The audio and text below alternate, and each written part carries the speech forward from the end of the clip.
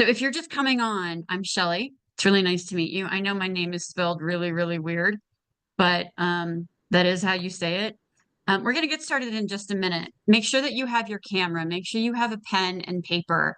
There are going to be so many nuggets today for you to take away. And we've got 6 questions that we're going to go over. This is going to be interactive. It's going to be raw, real, and really talking to you about how do recruiters think? What do we look at? What do we look for? How do we find the right people? Why do we ghost? What is the one question that will allow us to see your EQ and your curiosity? Because that's true that those are things that we want to see. Get ready for a lot of info. You're going to feel like you're being fire hosed today. This is a topic that we're going to do monthly. And I'm really excited about some of the recruiters that we have on deck coming in June.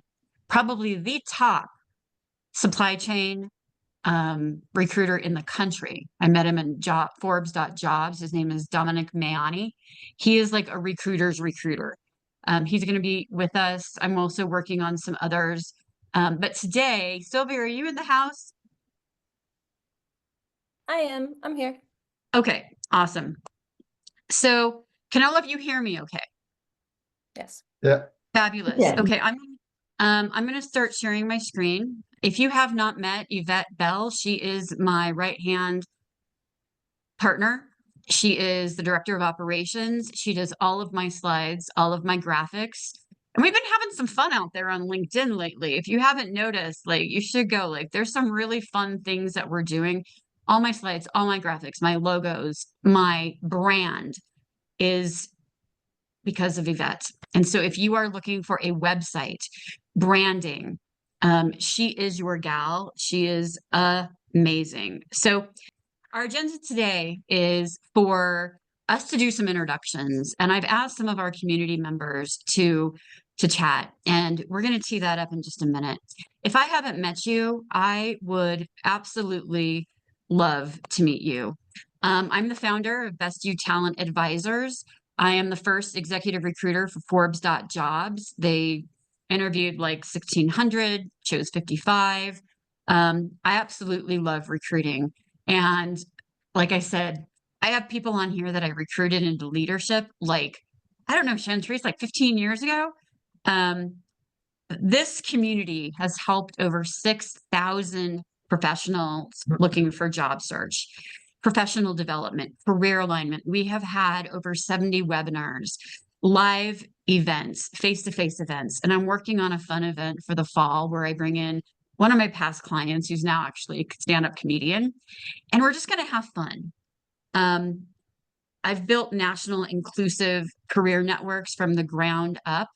And I have helped my clients over the past 6 years earn more than $9.2 million in compensation gains. And I absolutely love what I do. So now I want to introduce you to some of our community. And I did get permission from them to do so. We have Michaela, Christopher, Randy, and Delaney, who I have asked to, because this is all about networking. I want you to meet some of the amazing people that are out there in school, people that have been global impact leaders. Michaela, I'm going to tee it up to you first. Why don't you introduce yourself? Tell us what you're looking for and maybe a little bit about coaching. And then we're going to tee up Christopher, Randy, and Delaney. Michaela, you're up. All right, sounds good. Thank you. Hi, everyone. If you can't hear me, let me know. I'm struggling today with the trying to get the Zoom to work. So my name is Michaela. I'm currently enrolled in a Bachelor of Science in Project Management in school. I started working with the Best You about 3 months ago, about 3-ish months ago. I was in search of a mentor and coaching, someone to help me on my professional journey. But I had no idea that I would get a deeper understanding of like myself and what it's like to get out there. And so when I met with Chelle, it over exceeded my expectations. I was able to understand myself more, as well as how to show up as my authentic self and kind of stop standing in the way of my success. I tend to overthink a lot, and the positive intelligence has helped me kind of be more present in the moment, understand that like these things are sabotaging my growth. And so it was life-changing for me. I'm glad to have met Chelle and worked with her. It's been a great, absolutely great experience. So now I am currently ready to network, put myself out there, and kind of see where it takes me. And so far, the experience has been transformative, and I'm excited to see what's ahead. Michaela's about to graduate with project management, and she's making waves at RTD. And if anyone knows of project management positions, please connect with Michaela. I love seeing how she's blossoming. Christopher. Hey, good morning, everyone. My name is Christopher Durbin, and a little bit of background about myself. I'm a global citizen. I don't know why I have this sense of curiosity, and since I was finishing up my undergrad, I decided to spend some time overseas, and my overseas adventure took me to Australia and UAE for 25 years. And during those experiences, of course, I worked with different organizations. I worked with KPMG, Ernst & Young, IBM, Dell, and Cisco.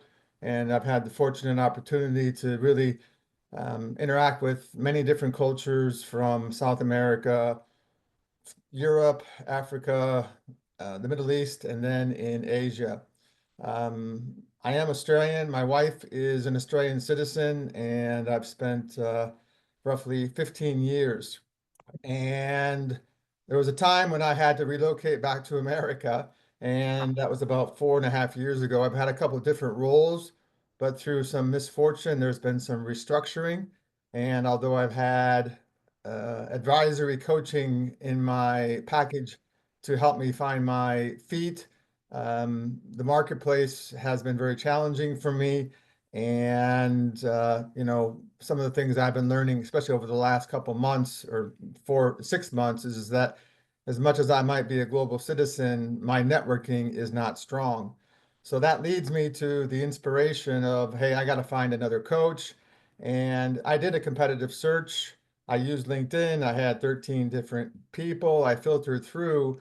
And lo and behold, I think for me, Shelley stood out because at this particular time in my career and in my life, I didn't want someone as a pink unicorn.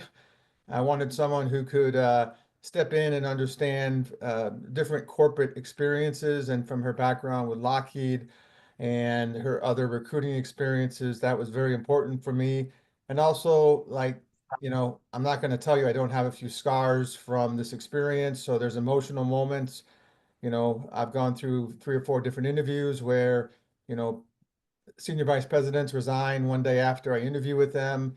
My interviews last for 2 hours long, and I just need a person to talk to and vent with because, I'm at a different stage in my career. So, I mean, the character of having a coach and someone that has the fire and some of these comments that Shelley was mentioning at the start, for me, those were very important in a coach. And that's the reason why I've, retained her services and, her networking. I'm also in Arizona, so that helps me, her Thunderbird background. Once again, at this stage where I'm at in my middle age, my career, networking is so important. And, she has a lot of contacts that's helped me in that space. So thank you, Shelley, and thank you for the opportunity to listen to your network today. And I hope that there's some opportunities that I can help some of your clients or other people based upon my own experiences, and someone else can help me. Awesome. Thank you. Randy, please introduce yourself. Great. Hey, thank you. It's great to meet everyone. My name is Randy Hollins. I'm currently the fractional head of software and customer for a fabulous chip design company based out of California. It's a fractional role, but it's keeping me busy and engaged.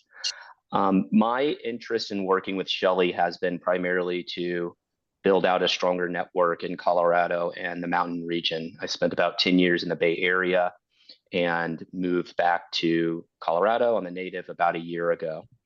Chelle's coaching has really helped me with my perspective.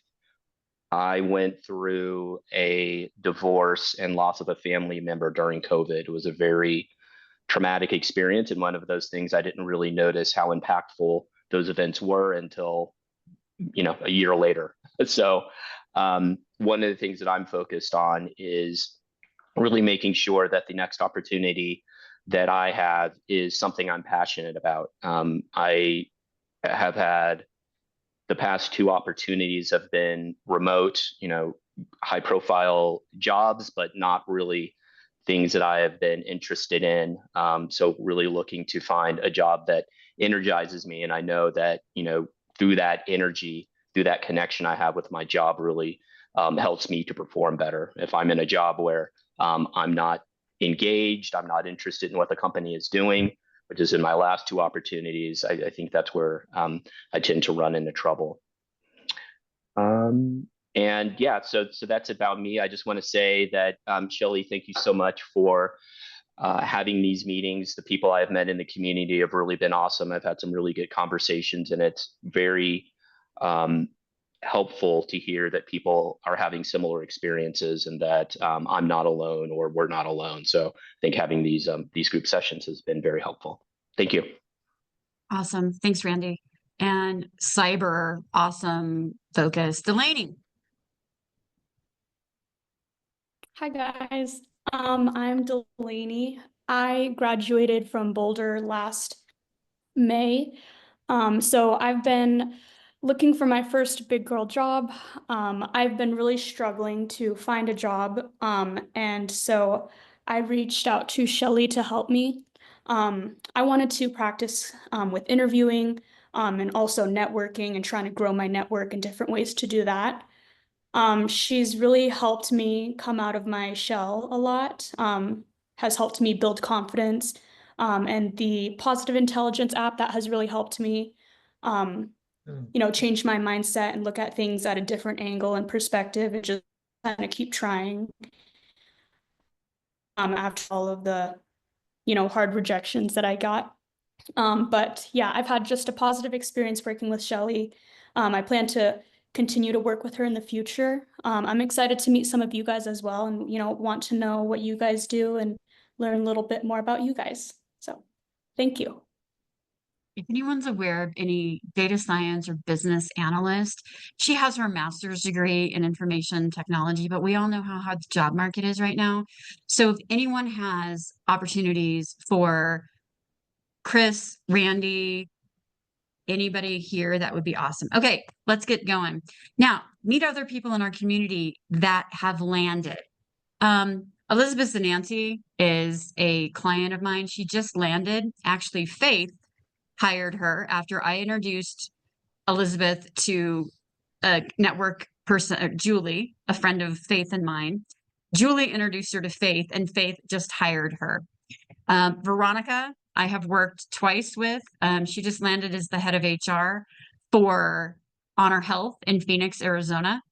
Anna just landed as the director of marketing for a Phoenix-based nonprofit called Driven Project. It's kind of like a Make-the-Wish, but with race cars. She called me the other day. She is elated. She's feeling better. And then Kelly Barnes. Kelly just landed a new role for the Christian rock band King and Country. And she found that job because she worked for Fathom. So I wanted to give you some hope that people are landing. And through this community and others, like Never Search Alone, there's lots of communities out there. So make sure that you are part of them. Okay. If I can help you in any way, I'd love to connect. And this is my link to sign up for some time with me. The first 4 people who sign up for a 30 minute to 45 minute session, I'm going to give you a free 60 page book that's going to help you fast track your success. And then for anyone here that does sign up for some packages with me, I am getting my PCC, and I have, which means the highest level professional coaching, and I have to have over 500 hours of coaching. So I'm now offering some discounted rates to do that. So I'd love to meet with you. We are so excited to have Sylvia Torres, who has become a really good friend, a good confidant, a person of character and value, who is extremely well connected here in Denver. She's got an outstanding background, and currently she's helping small to medium-sized businesses with hiring 101. Sylvia is the owner of Switchboard Hiring and has been on our panel before and is just a wealth of knowledge for those businesses, anything from Dish to engineering firms. We're also thrilled to have with us today, Faith Schaberg. And I met Faith earlier this year. And honestly, she is one of the best, most thorough recruiters working in the exclusive retained arena within HR. Faith and I actually met when she recruited me for a full-time position that I entertained in March. And I got to see how thoughtful, how in-depth she goes, how she represents herself to clients, and how she does candidate care. So I knew for this session that these two badass rock stars would just be perfect to give all of you insight as to what it is behind the recruitment curtain. Since I'm a recruiter as well, I'm going to be adding some flavor to this. So let's get started. We're going to start with Faith talking about how do recruiters really evaluate candidates beyond the resume? Faith. Good morning, everybody. So this is probably a huge question for most of you because you're probably always wondering, what are we thinking when we're reviewing resumes and why was I not selected? And at the end of the day, people are way more than their resume, as you know that. So the things that I think about, it really depends on the role I'm filling. So as a background, I specialize in placing HR professionals, and I used to do this for finance as well, where I'm doing a lot of unique searches. They're, one-off, custom. You have to be very thorough and detailed.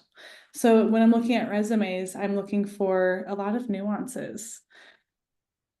Whenever I'm looking at, so if I have a client who is in corporate role and I'm looking at a resume and somebody looks great, they fit the job description almost perfectly, that's fantastic. That's a great starting point. Or even if it's 80%, I'll definitely have a conversation. When I'm talking to the people, that's really where the magic comes from. I'm looking at how do they present themselves when they communicate with me? How succinct is their communication? Are they professionally, do they present themselves professionally? Are they thoughtful with their words?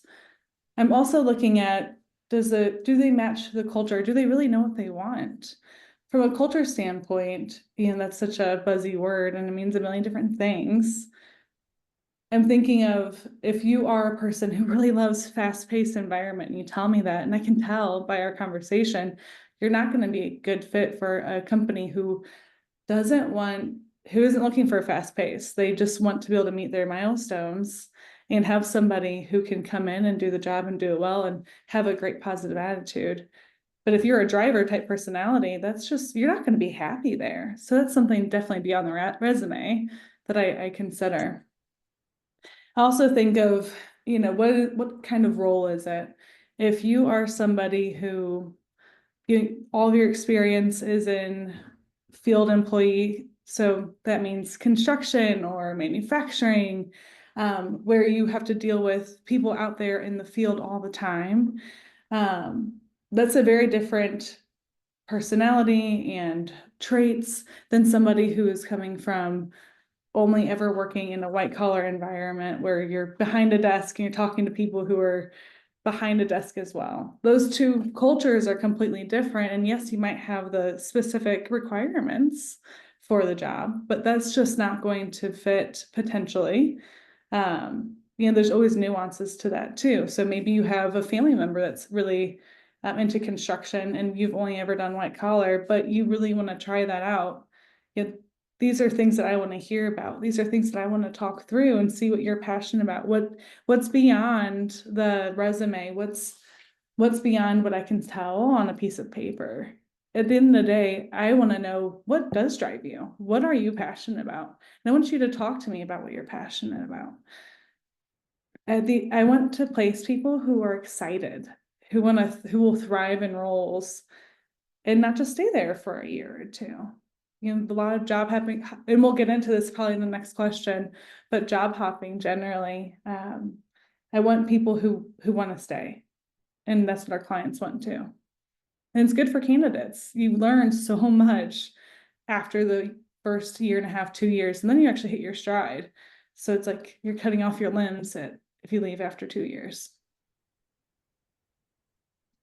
What I Yes. love about that is we want you to be real and be authentic and be excited and not try to be a robot of someone that you're not just because you feel like we want to hear XYZ.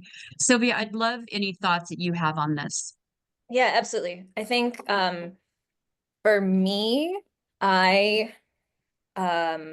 so I've been recruiting this is my 20th year recruiting, and I've learned all these tiny little patterns, if you will, things that I look for throughout the entire process. So I think the thing that's really important to talk about here is that as a candidate, you're being evaluated, not just your resume, like the entire process from how you filled out your application to how you responded to that first message we sent you. Did you accept the invite to the meeting request? Did you show up prepared? I really liked how Randy said, I have to be interested in the company and what they're doing. Did you show interest in the company? I have talked to so many candidates lately who are like, I've applied to 200 jobs. I actually don't remember what this one is. Can you tell me about the role? No, I can't. That's part of your preparation. So for me, I think the thing that I want to convey to you guys on this question specifically before we move on to the next is do know you are being evaluated the entire way through. And I think there's this misconception right now of like, AI is the one looking at my resume, so I'm just going to throw it in there really quickly and see resume on all the application questions. I'm not going to take my time and answer it because nobody's looking at it. That is the farthest thing from the truth. You're shooting yourself in the foot if you're not spending that time on the application to show your interest, to show how you want this job and how you're connected to this job. So think about it from the sense of like, if every single detail is being evaluated right now, how do I show up in the best way possible so that I am not shooting myself in the foot. That's the best thing. That's the best way to say it, unfortunately. I think hearing some of the community members talk about using, I think it was, I don't remember who said it, using Chelle as like a sounding board throughout this process, that's huge because I've had candidates actually send emails after their phone screen or waiting for a response. And this is an anxious, job seeking can cause a lot of anxiety, and this is an anxious time. And if that comes through to a hiring manager or a recruiter in a negative way, it can hurt you. So having that sounding board as someone else that you can talk to is huge. I had a candidate recently who let her anxiety show in a really negative way in an email to the hiring manager while they were putting an offer for her. She didn't realize they were putting an offer together for her, and that's what was happening. And she sent an email saying, hey, this is unacceptable that this has taken 2 weeks for me to get feedback. And she lost the role because of it. So there's a ton of stuff there that I just have to say, remember you're being evaluated every single step of the way. Absolutely. I would add on that, if somebody has an anxious email or if in their application, they're just not succinct and they obviously didn't put care into it and I can't hear their own voice, I'm not going to be super excited about talking to that person. You are I think being we're going to talk about evaluated a lot of every that too. single step. Mhm. The only other thing I would add to that is every piece of this, you absolutely do need to write thank you letters to every single person. I was recently in a process. I wrote a thank you letter to the receptionist for my Yes, 5 you did. minutes of chatting with her. You're learning about the culture. You have to, after your interviews, just write down little bullets of what you talked to that person. How did you connect with that person? So you've heard it from 3 of us right now. Lazy apply is not working. You have to put the intent in, and we are going to get into some of that AI. The next question here is, what are some of the unspoken red flags that recruiters see, and how do you as a candidate reframe them? Faith. Yeah. And something kind of a thought that came up that's really related to this in the last question. If you are feeling really anxious and you show it to people like us who hire people, that can be a little bit of a red flag too. It shows that maybe you're not able to take a hard situation and handle it and be positive through it. That's something I'm looking for in people who can, are you in a role, are you in a place that where you let go of and of course you're having a hard time. It's a very hard time. I'm not downplaying that at all, but to Sylvia's point, you really do need to have someone to talk to.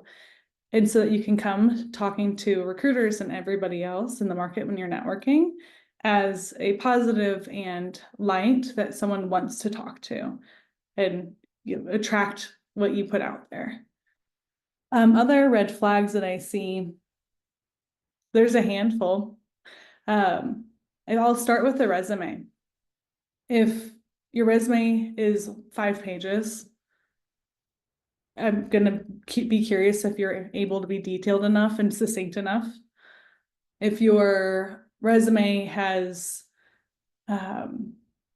if it's not put together professionally and it's a little bit too jazzy, it's not the time, in my opinion, to show off all of your personality.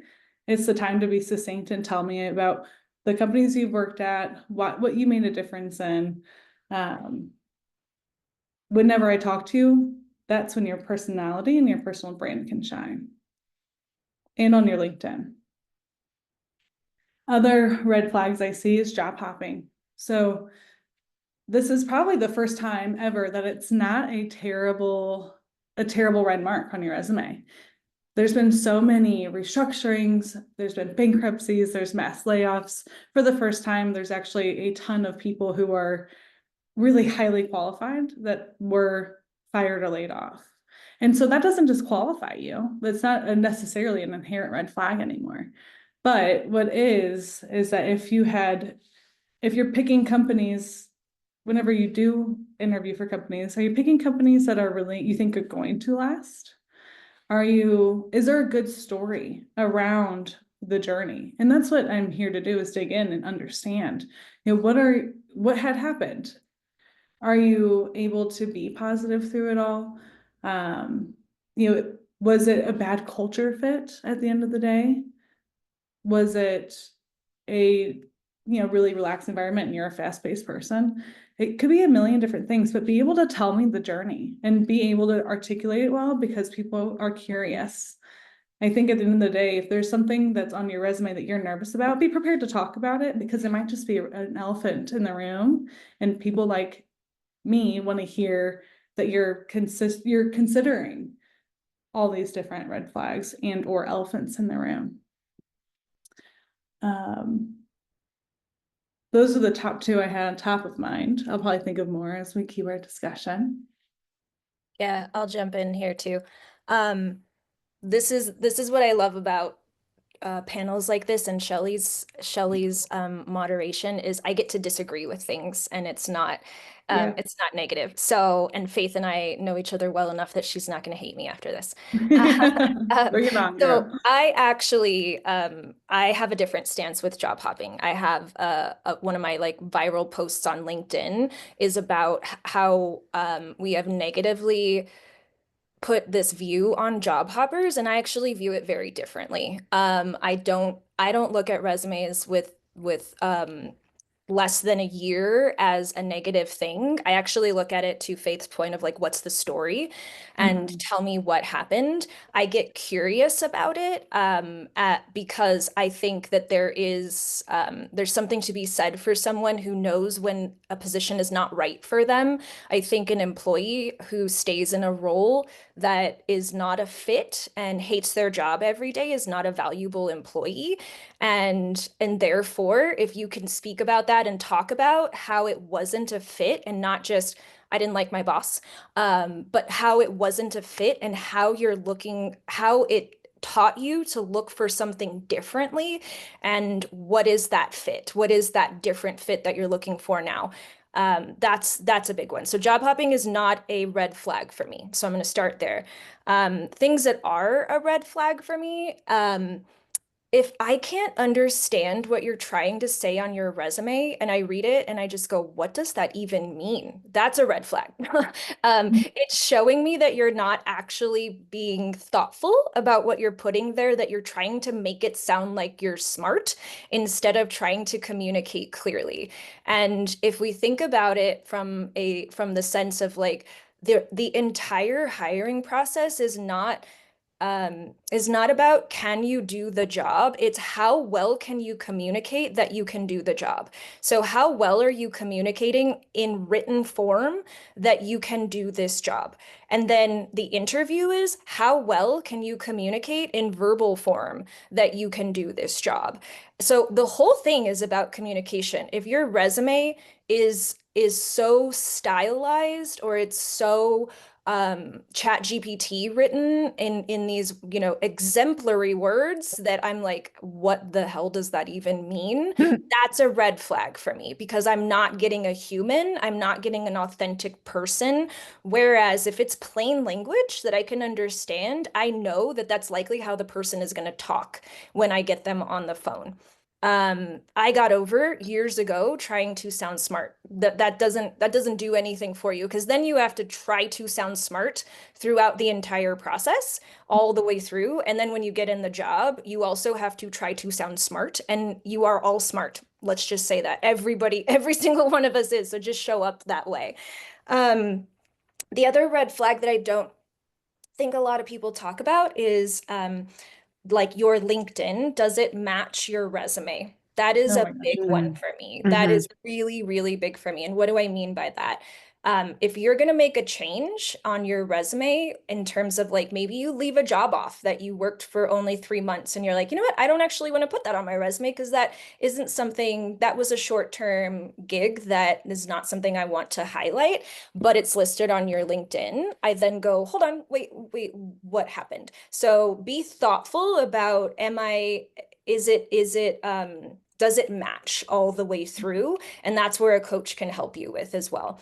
On the job hopping thing, I've talked to candidates where I've helped them to figure out, maybe you have had, like, as a recruiter, a lot of us will do contract recruiting in short-term gigs when we're in the middle of finding another thing. And so bundling those together instead of lumping them all out as, 3 months here, 3 months here, 3 months here, you could bundle it together and say I was a contract recruiter for a year and a half kind of thing. So there's different ways to reframe it.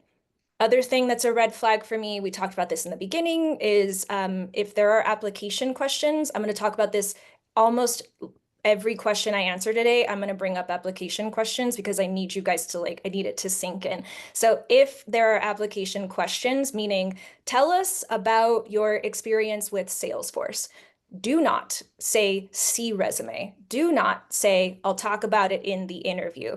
The entire point of that question is like treat it like an interview question. And so when I see, it's a screening question. And so when you say see resume, you have screened yourself out just like that. Like I go, okay, well, he doesn't want to tell me about it and he wants me to see his resume, but I can see that it's listed on his resume. I want the story. I want him to communicate with me. So when you're not answering those questions or saying things like see resume, that's a red flag. To Faith's point, the format of the resume is a really big thing for me. Think of it like why is format important? Think of it if you were at work and your boss asked you to present a report to them.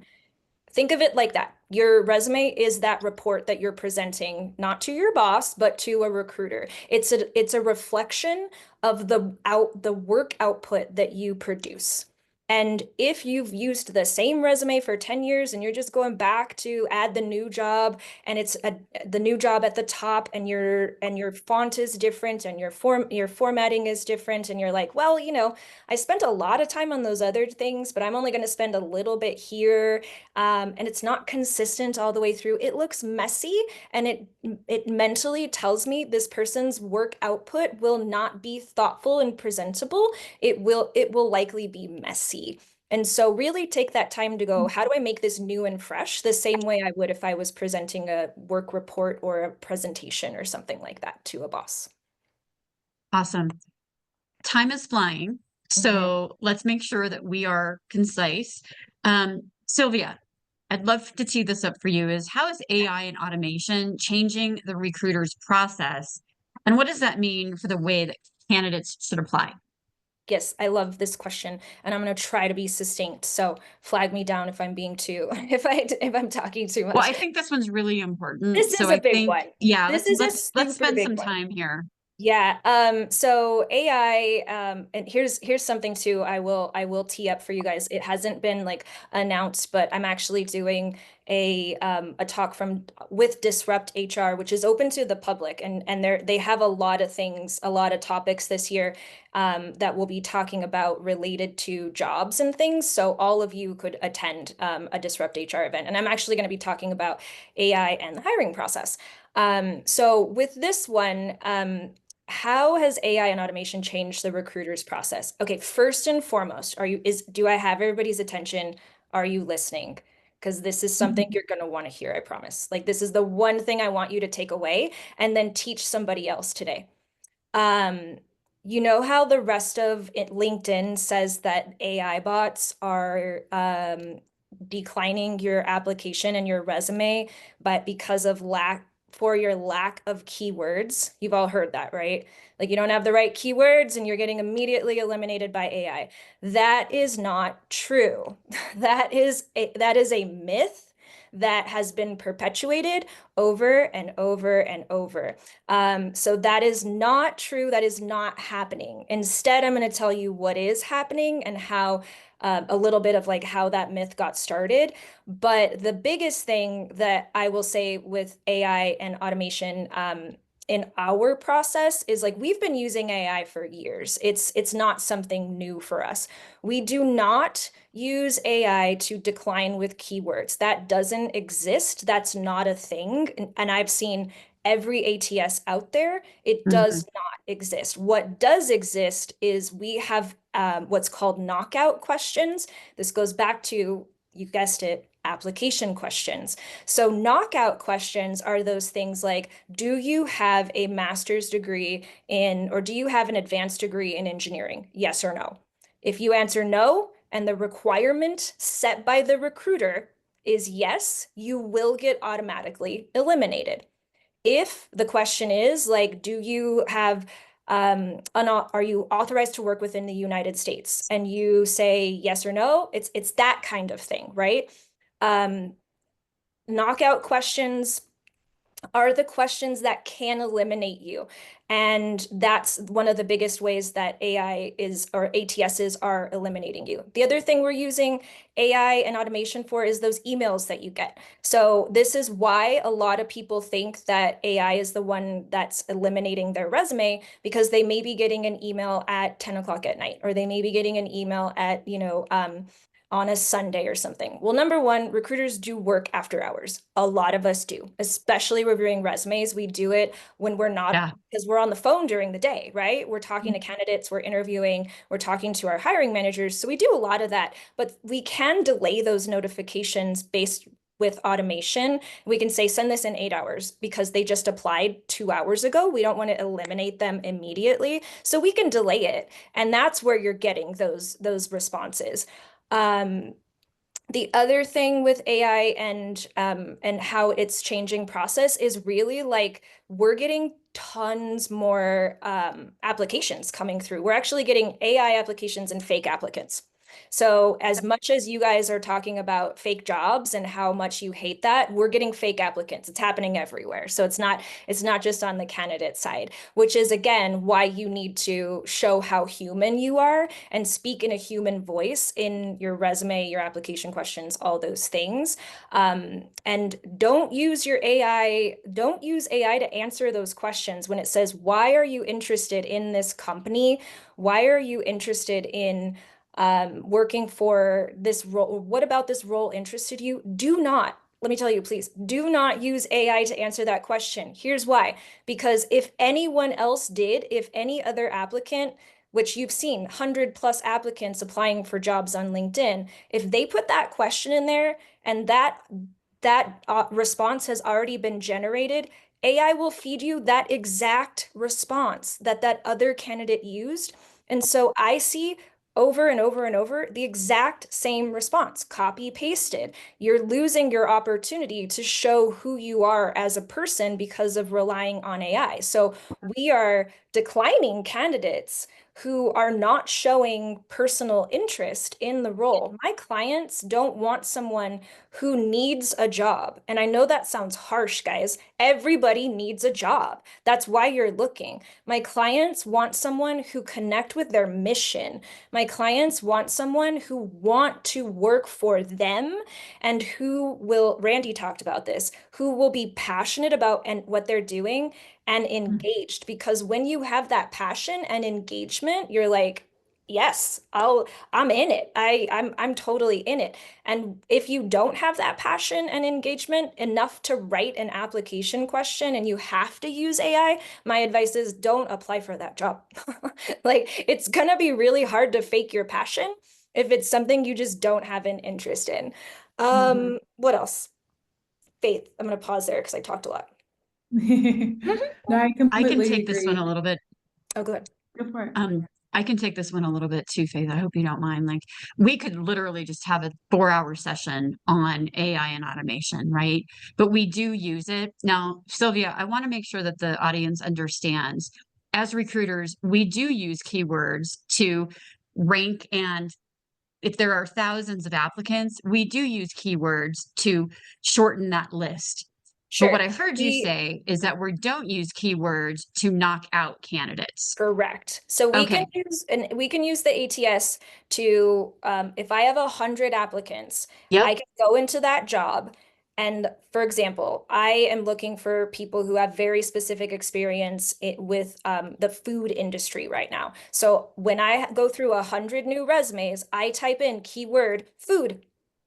And if they have food in their resume, it then populates for me to look at those 3 resumes. I have not eliminated the other 97, and I have not set up anything that says eliminate the resumes that do not say the keyword food. I would be foolish to do that because I would lose 97 candidates, right? So we don't do that. We look at every single resume. Awesome. Faith, I'm going to jump to the next question because like it's already 9:46 and we have 3 more questions. This always happens. I'm too hyperachiever, want to achieve too many things. But our next question, if my computer will work. Sylvia, you talked a little bit about this, but I want to get like candidates today think they can just use easy apply. They can send the same resume and the resume sounds like a job description to us. Yet hiring managers expect, and you have talked a lot, we have talked a lot about fill out the application. Now, just one thing I do want to input is that I have seen candidates use ChatGPT to polish their own answer, but not to give the answer. And if it's just to polish your own passion answer to make it sound better, I think that's okay from an AI perspective. I So agree. as candidates, your expectations are like, I've applied to 700 and I'm spraying and praying is supposed to work. Well, as a coach and a recruiter, let me tell you, it does not work. Right. And it does not work. I mentioned earlier that the way I got to know Faith is that I saw a posting for a director of talent strategy. I hadn't applied for a role in 9 years. I was really interested in that affordable housing company. So we had 224 connections together. I connected with her and I could tell really quickly as a candidate how she was, her thoughtfulness. So as a candidate, you need to switch your style to meet our needs, to meet our client needs, right? You also, leaders expect that when you show up, you're going to be excited, that we understand that you're going to be nervous. And if I've heard one thing throughout this is we want you to be human. We understand that you're going to be nervous, even recognizing and say, I'm a little nervous, but here's how I can meet your needs and problem solve for you. That's what hiring managers are looking for. So I'm going to turn it over back to Sylvia because I know she's got some pretty strong opinions on this, and then we'll Yes. hit a little bit with Faith, and then we'll continue after that. Cool. Go for it, Yeah, Sylvia. I'm actually going to blend one of the other questions looking Cool. at time here. And it was like how, how can we talk about how can people over 40, how can they show their value? Or it was something like that. Yeah. Okay. So what I want to say here is like candidate expectations versus hiring leaders and what they expect. What's happening right now in the market is there's this massive disparity between how easy candidates think applying for jobs should be and how much work a hiring manager thinks a candidate should do. There's a giant gap in between there. Candidates are like, make it easy for me. Do you not know how hard this is applying for jobs? I need this to be quick. I need this to be easy. And hiring managers are going, show me your effort. Show me you want this job. Show me that you're willing to put some time and effort and energy into this. And so how do we bridge that gap, right? I'm not saying we need to make it hard for you, but I am saying that applying to 700 jobs is not easy. So let's look at kind of quantity versus quality, if you will. And I think the best thing that older candidates have right now is a knowledge of how to search for jobs before the internet. If you can use that, like leverage that. How did you do that? You had a paper application that you had to fill out. You would never ever think of turning in a paper application with empty slots. Paper applications were before resumes, right? I think resumes were before, but we used paper applications for people who didn't have resumes. They were in place of, they were not in addition to a lot of times. And so we treated it differently. So go back to it, like if you're over 40, go back to the days before you used Indeed and LinkedIn and all of these online applications. What did you do? Did you mail out resumes? Do that. Do you have companies that you're interested in that you're like, hey, I want to know if they're hiring? Reach out to the CEO. I see more response. I see candidates get more response the higher up they go. Everyone on LinkedIn tells you find a recruiter and reach out to the recruiter. Every single recruiter on this call can tell you we are inundated with reach out. We are inundated with, can you connect? Can we talk to you? Can I talk to you? Can I get your time? Hiring the higher up, the CEO and C-suite and those folks, they hardly get any role. They hardly get the outreach from a candidate.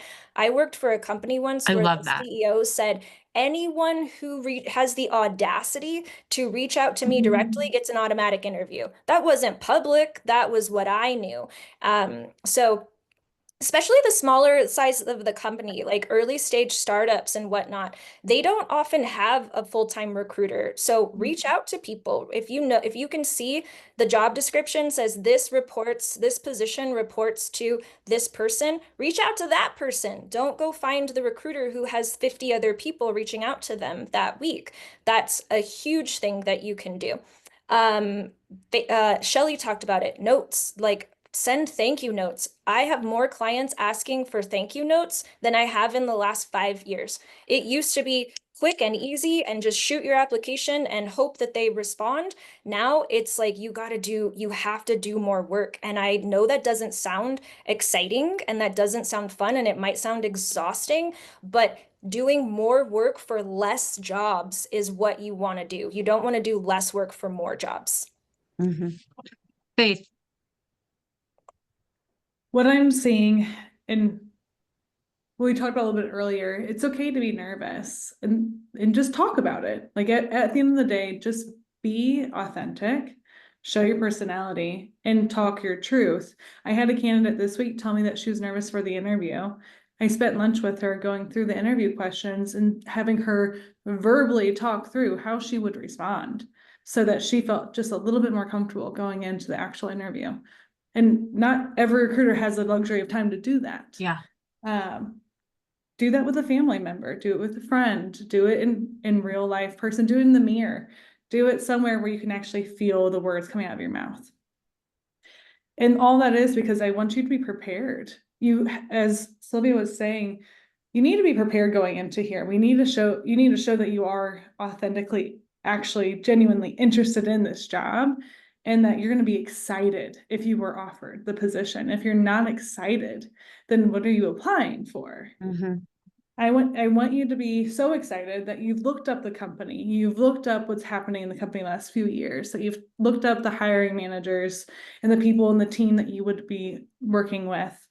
That's all the preparation that you need to be doing. Those are little things, but it's always startling to me when I hear that people aren't doing those things. You need to think through, what would they ask me in these interviews and have thoughtful responses. If you're nervous that you had a nonlinear path, then please think about how you would answer that question and just bring it up in the conversation if you're in an interview. Just address that elephant in the room right away, because hiring leaders, they might see, okay, especially if you're working with a recruiter like me, I'm bridging a gap and I'm going to start talking about the elephant in the room right away. But I need the candidate to also be excited and say, hey, yeah, I had a non-linear path. This was my journey. Here's why I'm here today. This is what I want right now. And this is why I think I'd be good for this role. Even if you're overqualified, even if you may not have been the perfect progressive experience in the industry or the role, you just need to be able to talk about it and come prepared to have a succinct answer that shows your personality and your professionalism in that answer. And I think one more thing before we switch on this, Shelly, to that point, Faith, someone asked about like gaps on your resume and things like that. Whatever you're coming in to talk about, don't apologize for it. That's it. Like, we don't apologize for anything. It is what it is. Don't come in with an apology. Don't come in like, oh, I know it doesn't look good. I know I know that I had some time off. Like, when I hear that uncertainty in your voice, I go like, what's going on? So don't apologize for it. And also don't overshare. You don't need to give the full details. If you had to take time off to take care of a loved one who had cancer, we don't need to know that. You simply just say, I took some personal time off. If they want more, they can ask more, but they likely won't. So don't apologize going in. Feel confident about the experience you have. Feel confident about what you know. Show up authentically, and don't, in my case, I think don't over prepare. Over preparing is memorizing your answers. That is the worst thing you could ever do. Please do not memorize your answers. Answer, like, have a conversation. That's what an interview is. It's not an interrogation. It's a conversation. And I am listening for, can you have a conversation? Can you, again, communicate articulately and confidently, like a human? Okay, I just want to pull the string on that last piece. It's a hiring conversation. I trained over 200 managers at Sonora Quest Labs, and Chantrice was in those rooms, and we called it the hiring conversation because we, as recruiters, want to make you feel comfortable So if you think about it in that, you're just having a conversation about your background, and that's going to make you feel a lot more comfortable. Okay, we have like a couple more minutes. I'm going to talk about the one question, and I got this from the past managing director of one of the most successful agency, Vaco. The question is, and Yvette, if you can type this in, or Sylvia or Faith, you guys can help me.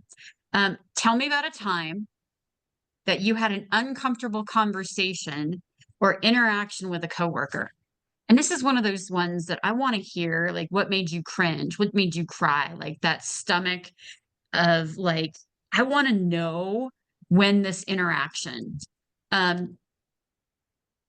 Most of us have those, right? Like if you don't, raise your hand. I should see no raised hands. We all have those. So what this question is going to tell me is that, wow, this happened like in 2009 when I was working at Sonora Quest Labs. I got a lower score on team because I had come from Honeywell. And I worked with all these men in engineering that were very, very results focused. So in 2009, I go to like an 80% healthcare company. My teamwork was lower. So it really made me cringe, and it was really hard to hear. Through this story, what we're looking for is like, what was the situation? How did you get there? What is your emotional intelligence around how you showed up in that? How did you get curious to learn from it and move forward from it? If I hear a meh answer, then I'm like, you really didn't learn anything from it. It doesn't show a high level of EQ, which is one of the top 5 soft skills that companies are now looking for.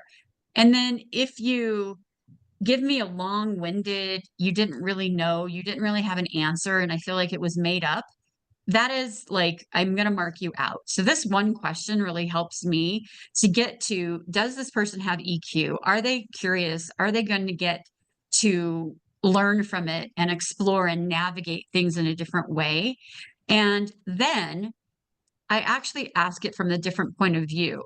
Tell me about the same story from the viewpoint of that person that you had that interaction with, so that you've thought about from their point of view how that person felt, how their interaction was with you, what the self-awareness was that you learned from it.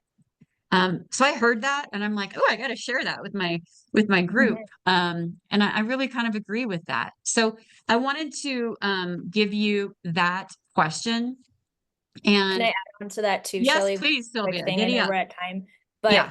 If you get confronted with a question like this or something that is hard for you to think of an immediate answer, instead of what Shelley just said, crafting and coming up with something that sounds like you're making it up, the secret weapon is simply to say, ooh, good question. Can I take a moment to think about that? I haven't been asked that question before. Can I take a second? Let me think about that for a second. Pause, breathe, be thoughtful. The recruiter will absolutely give you grace to do that. Do that instead of making something up. Do that instead of making something up, because our survival brain is like in anxiety mode and wants to come up with something. The pause during the interview is absolutely okay. All right, we're at time. I hope that you got some nuggets out of today. Our next session, we are bringing Greg Roche to help us bridge the gap for the introverts that some of us are, not including me. If you are an introvert and you really want to learn and dig into networking, please join us on Thursday, the 22nd, which is next week from 11 to 12. We already have 30 people signed up for that. Help us get the word out. Our community is really here for you. It's about helping lift you up with each other. And if I can personally help you, be your sounding board, help you with interviewing, help network you into recruiters like who you've just met, that is my pleasure. I would love to meet you and spend 30 to 45 minutes. And the first 4 people who do that, I'm going to provide you a 60-page document and guidebook and playbook that's going to help you fast track. Thank you so much for joining us today, Faith and Sylvia. Always awesome to have you. Thank you. If you haven't gotten out to Boulder Startup Week, urge you to do that. There's lots of events going on around town this afternoon. I'm actually headed to a Women in Healthcare put on by the Denver Business Journal. Get out there, network, and don't make this job search so isolating and lonely. Thank you so much. We'll talk to you later.